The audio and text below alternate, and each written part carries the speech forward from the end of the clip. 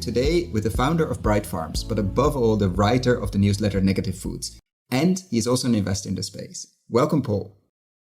It's a company based in the United States in New York that sells and produces branded produce, really salads, ready-to-eat salads, at some of the best retailers in America. And basically our secret sauce is we've got a disruptive supply chain that produces a product that ends up being better for consumers and retailers, and it does it in a more sustainable way.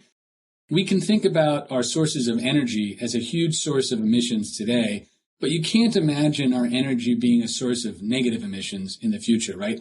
I can get my home to net zero, perhaps, maybe not easily, but I can get it there. It's logically quite imaginable. But I could get my source of beef, I believe, to be carbon negative in the future, right? You know, the more food you source that's got negative emissions, the less atmospheric carbon there will be, right? And so that's the thesis, but that's sort of like the underlying thesis, the business part of the thesis, and why I think I've got something to say. I'm not the science guy. I'm not the farm guy. I'm not even the climate guy. I'm the business guy, right? I think that there will be a cheerful tidal wave of startups based on regenerative agricultural supply chains. And these will be food brands that have much better carbon footprints. They'll have better other things as well, like nutritional density. They'll taste better in many cases. Why? I think the answer is now, right? 10 years ago, the awareness among consumers, among the world's biggest companies, among the world's biggest investors wasn't there about the need to change. And it wasn't there about the need to change because the need to change was not as acute then as it is now.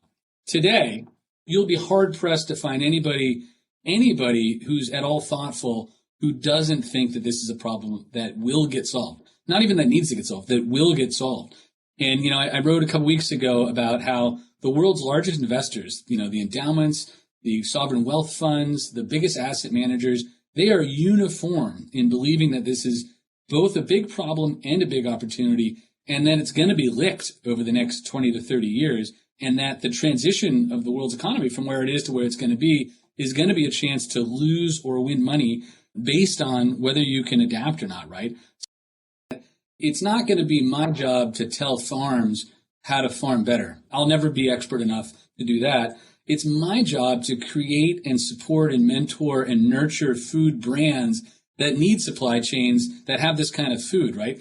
And when that demand is there, particularly if we can get higher price points, that demand will drive farmers on their own to find the solutions to get there. And that's my role in this whole thing.